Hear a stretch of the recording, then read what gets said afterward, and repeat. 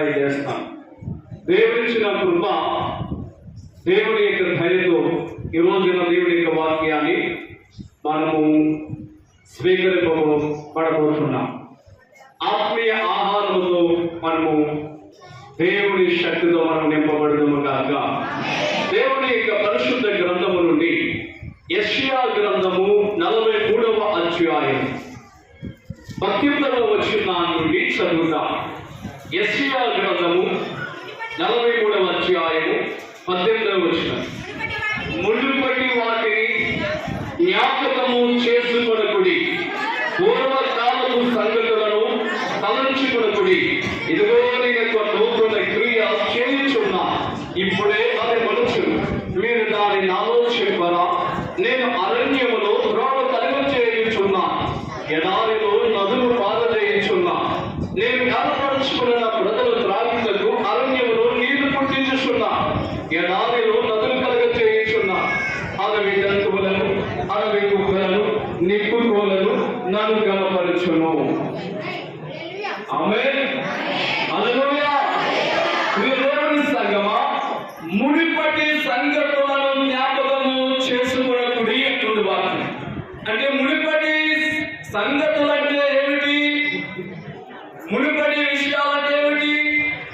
ఒకసారి ఆలోచన చేస్తే ఈ 2024వ సంవత్సరములో ఏ విషయమైతే నీకు బాధ కలిగించాలి, ఏ పరిస్థితులైతే నీకు దుఃఖము కలిగించాలి, వేదన కలిగించాలి, శోధనగా ఉందేమో, భారంగా ఉందేమో, బలహీనతలు ఎదుర్కొన్నావేమో, రోగాలను ఎదుర్కొన్నావేమో, సవాళ్ళను సేవలను ఎదుర్కొన్నావేమో, అయితే ఏమైతే నీకు నష్టాలు కలిగాయో, ఏ వేదనలు అయితే కలిగాయో వాటిని జ్ఞాపకము చేసుకోవద్దు. ఇంకా అయ్యిందేదో అయిపోయింది, జరిగిందేదో జరిగిపోయింది. ఇట్ ఈస్ ద క్విడిసి. ఎందుకు అంటున్నాడంటే ప్రభువు ఒక నూతనమైన కార్యము మన ఎడల జరిగించబోతా ఉన్నాడు. హల్లెలూయా. నూతనమైన కార్యము ఎవరంతా చేసేది? దేవుడే. ప్రభువే ఒక నూతనమైన కార్యం, నూతనమైన సంవత్సరం, నూతనమైన దినాలు, నూతనమైన సమయాలు, నూతనమైన గడియలు రాబోతున్నాయి. కాబట్టి వాక్యము కూడా మనకి సెలవిస్తుంది, ఇదిగో నీ యొక్క నూతనమైన క్రియను చేయబోతున్నాను. ఎవరి విషయములో నూతనమైన కార్యము, నూతనమైన విషయము? అసలు మనం ఆలోచన చేస్తే నూతనమైనదంటే అందరికీ ఇష్టమే. నూతనమైనదంటే అందరికీ ఇష్టమే. మీరు షాపింగ్కి వెళ్తారు, కొత్త బట్టలు అంటే ఎంతమందికి ఇష్టం లేదు? ఇప్పుడే ప్రారంభమవును గాక. హల్లెలూయా.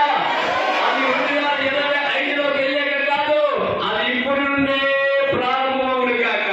ఆ దీవెన ఇప్పుడే మన మీదకు వచ్చును గాక. ఆ క్రియ ఇప్పుడే జరుగును గాక. ఇకపై నీ బ్రతుకు మారబడును గాక. నీ సమయం మార్చబడును గాక. ఎంత ఆనందంగా ఉంటుంది ఈ మాట వింటుంటే. అది ఇప్పుడే వచ్చును. Time is going to say it is going to bring a good news to you. నీ సమయం మారబోతుంది, నీ రాత మారబోతుంది. మారదనుకున్నావేమో, నా బ్రతుకు ఇంతే అనుకుంటున్నావేమో, నా కుటుంబం ఇంతే, నా బిడ్డలు ఇంతే, నా పరిస్థితులు ఇంతే అనుకుంటున్నావేమో. కానీ దేవుడి వాక్యం చదివిస్తుంది. God was saying to you that is starting now. అది ప్రారంభమవుతున్నట్టుగా ఆ కార్యములు జరుగును గాక. అది ప్రతి కుటుంబంలోనూ ప్రారంభమవును గాక. నీ హృదయంలో ప్రారంభమవును గాక. అది మన జీవితంలో మొదలుచును గాక. హల్లెలూయా. ఎలాంటి అంటే దేవుని వాక్యం చెప్తుంది, నేను అరణ్యంలో త్రోవ కలుగజేయబోతున్నానంటున్నాను. దేవుని క్రియ ఎలాంటిదంట? త్రోవను కలుగజేయబోతుందంట. ఎన్ని మార్గాలు ఈ సంవత్సరం నీకు మూయబడ్డాయో ఆ మార్గాలన్నీ తెరవబడిన గాక. ఉన్నాయా పరిస్థితులు? పొందుకుంటానని వెళ్ళావేమో, వస్తానని వెళ్ళావేమో, కానీ నిరుత్సాహంతో వచ్చాము. ఎక్స్పెక్టేషన్ వెళ్ళావేమో, కానీ నీ ఎక్స్పెక్టేషన్ జీరో అయిపోయింది. ఈ సంవత్సరంలో చాలా ఆశలు పెట్టుకున్నావేమో, నీ ఆశలు నెరవేరలేదేమో, నీ కోరికలు సిద్ధింపబడలేదేమో. ఒకసారి ఆలోచించు. ఈ సంవత్సరంలో నువ్వు చేయాలనుకునే కార్యాలు ఇంకా చేయలేకపోయావేమో. ఆర్థిక ఇబ్బందులు కావచ్చు, లేదా రకరకాల సమస్యలు కావచ్చు. మేబీ దట్ వే ఈజ్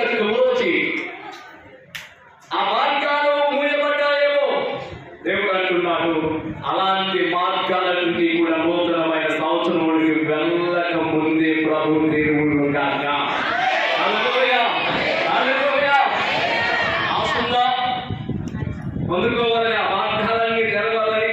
ఈ సంవత్సరము పోయిన సంవత్సరం అంత సంపాదన ఈ సంవత్సరం లేదండి. భయపడవద్దు, నీకోసం దేవుడు మార్గాలు తెరవబోతున్నాడు. ఈ సంవత్సరం కంటే రెట్టింపు దేవుడు మనకి ఇచ్చాడు కాక. మాట లేదా ఉందా లేదా? ఎక్కడ ఉండేది మాట? విలాప వాక్యాల్లో ఉంటుంది. పురుగులు తినివేసిన పంటను మళ్ళా సంవత్సరాంతముల దేవుడు మళ్ళా నూతనమైన సంవత్సరం రెండంతల పంటను దేవుడు మనకి ఇవ్వబోతూ ఉన్నాడు. దేవుడు చదవద్దు, భయపడవద్దు. ఒకవేళ ఈ సంవత్సరం నా సంపాదన శూన్యమని, నా అప్పులు కేవలేదండి, నా బాధలు అలాగే ఉన్నాయండి, భయపడవద్దు. దేవుడు నీ కొరకు మార్గాలు తెలుసును కాక.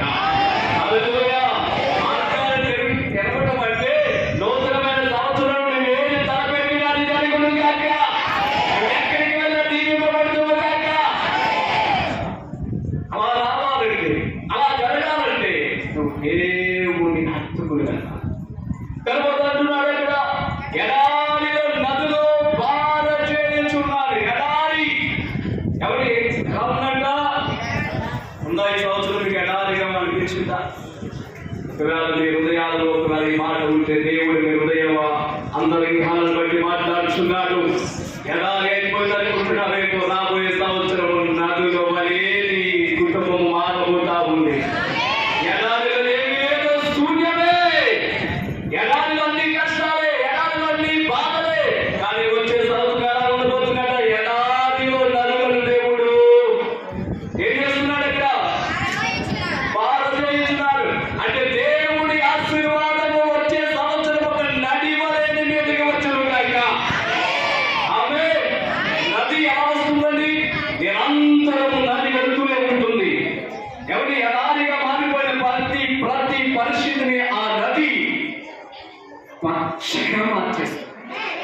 నది ఉంటే చేపలు బతుకుతాయి, మొక్కలు బతుకుతాయి, మనుషులు బతుకుతారు, జంతువులు బతుకుతాయి. అన్నిటి దాహాలు నది చేస్తూనే తీరుస్తున్న దేవుని ఆశీర్వాదం అనే నదిని దాహములన్నీ తీర్చును కాక. దాహంలో ఉన్నారా?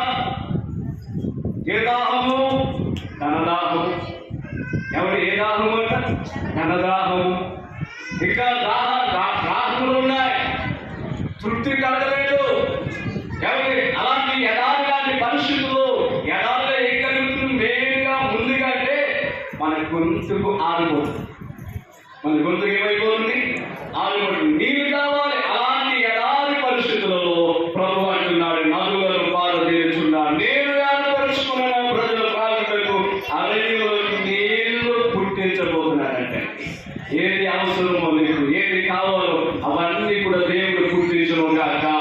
ఆమె హల్లెలూయా, హల్లెలూయా.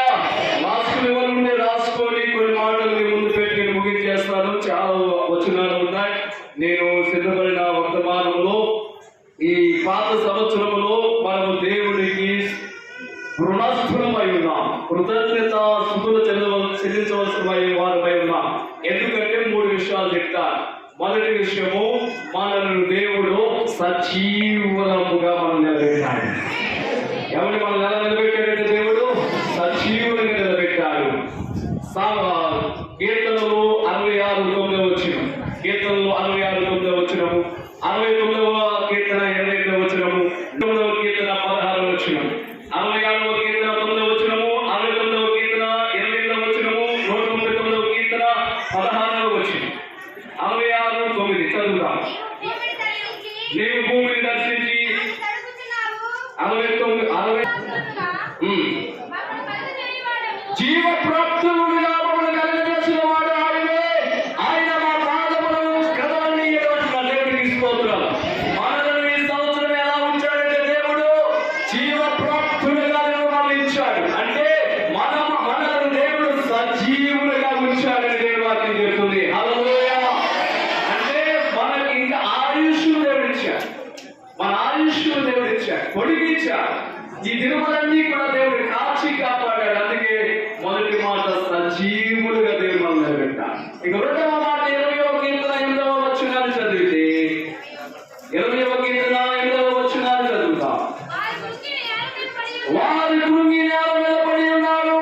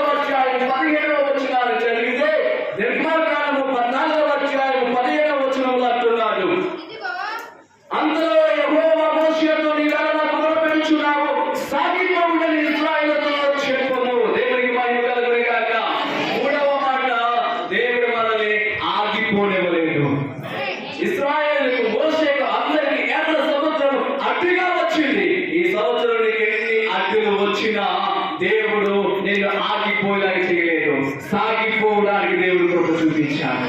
ఎన్ని గాయాలు వచ్చినా, ఎన్ని రోగాలు వచ్చినా, ఎన్ని బలహీనతలు వచ్చినా, ఒకవేళ నువ్వు మంచాన్ని పడిపోయినా, ఇదిగో నువ్వు ఆగిపోలేదు, నిన్ను దేవుడు సాగిపోయే కృపను దేవుడు ఇచ్చాడు. ఎక్కడికి సాగిపోవాలంటే, ఎక్కడికి చెప్పాలి గట్టిగా, ఎక్కడికి? 2025వ సంవత్సరంలోనికి మనము సాగిపోవాలి. దేవుడికి మహిమ కలుగును గాక. సజీవులుగా ఉంచాడు, నిలబెట్టాడు, సాగిపోవడానికి కృప చూపుచున్నాడు. మరొక వచనము 36వ కీర్తన 7వ వచనాన్ని చదువుతాం. 36వ కీర్తన 7వ వచనంలో అంటున్నమాట, దేవా నీ కృప ఎంతో అమూల్యమైనది, నన్ను నీ రెక్కల నీడను ఆశ్రయించుచున్నారు. ఈ సంవత్సరం అంతా దేవుడి యొక్క రెక్కల నీడలో మనం దాచారండి. దేవుడికి మహిమ కలుగును గాక. ఎవరు దాచారంట? నీ కుటుంబాన్ని, నీ బిడ్డలను, మన సంఘాన్ని, మన పరిశుద్ధులను దేవుడు తన రెక్కల నీడలో దేవుడు దాచాడు. ఈ 84వ కీర్తన 36వ కీర్తన వచనం అంటున్నాడు, ఆ 7వ వచనం, నన్ను నీ రెక్కల నీడలో, దేవుని రెక్కల నీడలో మనకు ఈ సంవత్సరం అంతా కూడా నడిపించుకోవాలి. ప్రియ దేవుని సంగమా, ఏనాడు లేని కష్టాలు, సేవలు, బాధలు ఈ 2024వ సంవత్సరంలో నేను చూశాను. ఎన్ని బాధలు వచ్చినా, ఎన్ని సవాళ్ళు వచ్చినా, ఎన్ని పరిస్థితులు వచ్చినా, ఎంత కుట్ర జరిగినా, ఎంతమంది మా మీదకి వచ్చినా, దేవుడు సేవను, పరీక్షలను బహుబలముగా జరిగిస్తా ఉన్నాడు. హల్లెలూయా. ఎంత రిస్ట్రిక్ట్ వచ్చినా, అడ్డంకులు వచ్చినా, ప్రభు సేవను అంతకంటే మహిమగలముగా దేవుడు జరిగిస్తున్నా. దేవునికి మహిమ కలుగునే గాక. కారణం ఎవరో తెలుసా? దేవుడే. ఆయనే తన దాసులకు తోడుగా ఉండి పరిచర్యలంతా కూడా ప్రభువు నిర్మిస్తూ ఉన్నాడు. తర్వాత మాట 44వ కీర్తన 26వ వచనాన్ని చదువుతాం. 44వ కీర్తన 26వ వచనం. సంతోషించి ఉన్నాడు. రోగాల నుండి, బలహీనతల నుండి. ఏమైనా రోగాలు రాలేదా? అయిపోయిన పరిస్థితి అన్న మాటలు వినపడలేదా? మీ యొక్క జీవితాలలో అయిపోయింది నా వృత్తి, అయిపోయింది నా జీవితం, ఇంకా నేను లేవలేదు, నా పరిస్థితి అయిపోయింది, మంచాలు పడిపోయింది, రోగాలను బట్టి, ఆపరేషన్ బట్టి, ఎన్నో కన్నీళ్లను బట్టి అయిపోయింది అనుకున్నాను ఈ బ్రతుకు. కానీ దేవుడి మహాకృపతో దేవుడిని విడిపించి దేవుడి ముందుకు నడిపించాడు. అపాయాలను విడిపించాడు, కష్టాలను విడిపించాడు, బలహీనతను విడిపించాడు, సమస్యలను విడిపించాడు. ఆయన కృపతో నీకు నన్ను విడిపించి దేవుని సంగమా, ఇదిగో ఈ నూతనమైన సంవత్సరం వరకు ప్రభు నడిపిస్తున్నాడు. మొదటి మాట సజీవంగా ఉంచాడు, రెండవ మాట చక్కగా నిలబెట్టాడు, మూడవ మాట సాగిపోయే కృపనిచ్చాడు, నాలుగవ మాట మనం ఎదుర్కొన్న కష్టాలు, బలహీనతలు, రోగాలు అన్నిటి నుండి దేవుడు మనల్ని విడిపించాడు. 90వ కీర్తన 16వ వచనం, 90వ కీర్తన 16వ వచనాన్ని చదువుతాం. నీ సేవకులకు 91వ కీర్తన 16వ వచనం, ఏ కార్యం చేత అతని తృప్తిపరచును, నా రక్షణ అతనికి చూపించును. దేవునికి మహిమ కలుగును గాక. ఏ కార్యం చేత అతన్ని తృప్తిపరచును. మన అందరి దినాలలో, సంవత్సరాలలో ఇంకో సంవత్సరము దేవుడు ఇవ్వబోతున్నాడు. ఇంకో సంవత్సరం మనకు దేవుడు ఇవ్వబోతున్నాడు.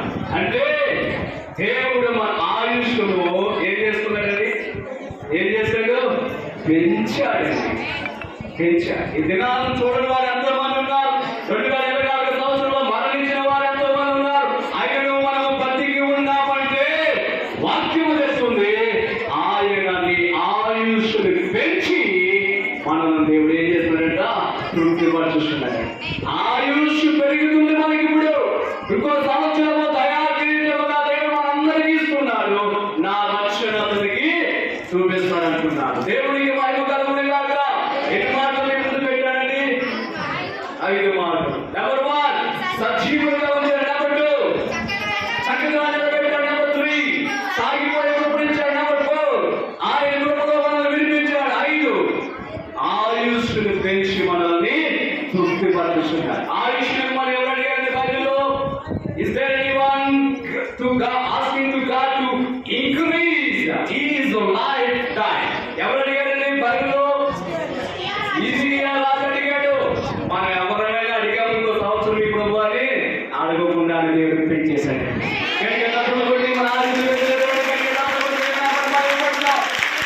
గొప్ప దేవుడు. నీ ఆయుష్ను పెంచాడు, నీ సంవత్సరాలు పెంచాడు, నీ దినాలు పెంచాడు. నీ బ్రతుకులు మరో 12 నెలల దేవుడు ఇవ్వబోతా ఉన్నాడు. హల్లెలూయా, హల్లెలూయా. దేవుడు అంటున్నాడు, ఇదిగో నేను ఒక నూతన క్రియ చేయబోతున్నా, నేను ఒక నూతనమైన కార్యము చేయబోతున్నాను. రాబోయే సంవత్సరం మనమందరం ఆ నూతనమైన కార్యముతో క్రియతో ప్రభువుని సన్నిధించడము కాక, అతి కృపాభాగ్యము ప్రభు మనకి ఇచ్చడం కాక, ఆ కొద్ది మాటలను దేవుడు మనందరి వెనుకల్లో ఫలింపచేయడం కాక. సమయాన్ని